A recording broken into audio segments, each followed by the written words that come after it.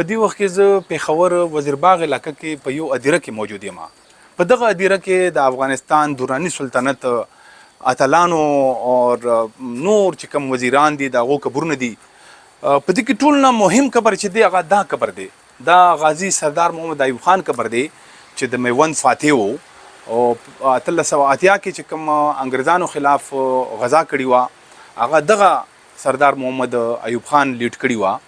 او دغه قبر چې دی څو ځله دا خراب شو، دلته چې دی دا خلک دی اکثر دا کدبي یو چې د ماربل نه جوړ شوی دی او خو بیا چې دی کې مرمت شوی دی. اوس په د تازه ورځو کې چې دی دا بیا مرمت شوی دی، خو دی دا چې کوم ادیره دی په دې ادیره کې دا دلته کې دی ایریا کې مطلب لکه دا یو څو نور قبرونه دي، دا هم چې دی د شاهي خاندان یو قبر دی او دا هم چې دی دینم ټول هغه ماربل ته چا وړی دی. دغه شان چې دی دلته د سردار محمد ایوب خان د مور قبر دی.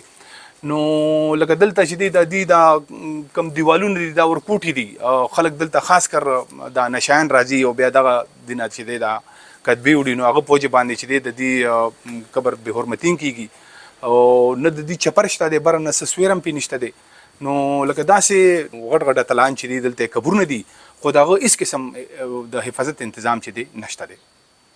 سردار ایوب خان چې و د افغانستان همدغه د پېښور په منطقه کې ډېر وخت پورې دلته ژوند کولو او په 1914 کې چې اولنی نړیوال جنگ کېدلو په هغې کې د هغې دوران کې دی په خپل مرګ باندې وفات شو او دلته خاورو ته سپارلی شو.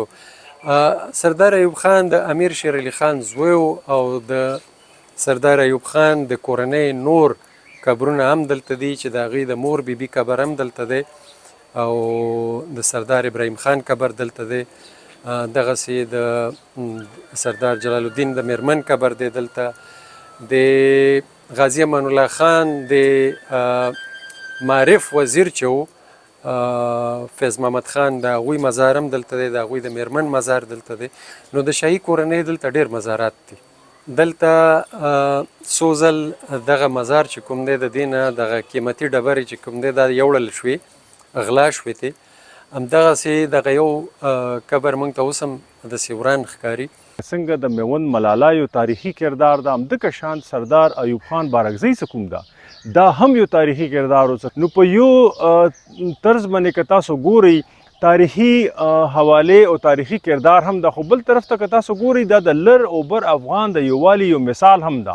لکه څنګه باچا خان صاحب څه کوم ده د هغه اشنغر سره تعلق و، خو هغه په جلال آباد کې څه کوم ده هلته کې د هغه تدفین شوی ده. همدغه شان سردار ایوب بارکزی څه کوم ده هغه په وزیرباغ کې دلته کې د هغه تدفین ده او هغه تاریخ څه کم د ملاله اف میوند سره تړل شوی ده.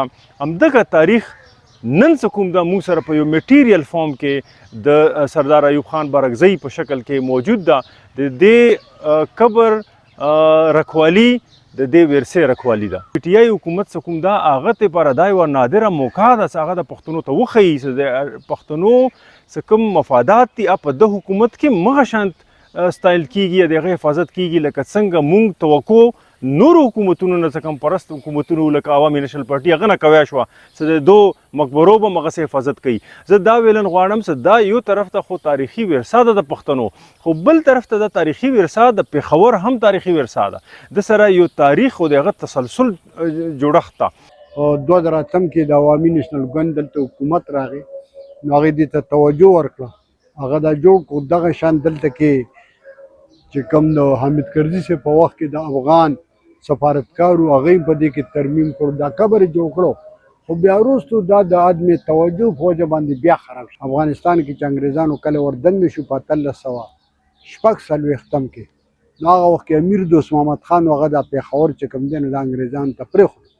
خو چې کله جنګ ازادي شروع شو په 1859 کې نو بیا دلته را پښتانه را یو ځای شو. نو سردار امیر دوست محمد خان بیا زړه وخارښت او بیا یې پېښور باندې قبضه وکړه. سردار ایوب چې کوم و دا خو د دې ټولو برصغیر هیرو ځکه چې د انګریزانو خلاف مزاحمت په هندوانو به هم کو، مسلمانانو هم کو، سیکانو هم کو او په کار دا چې د خیبر پښتونخوا حکومت او د خیبر پښتونخوا ارکایوز ډپارټمنټ د داسې هیروګانو چې کوم دا قبرونه دي کوم مزارونه دي د دې خیال وساتي دا به ډېره ښه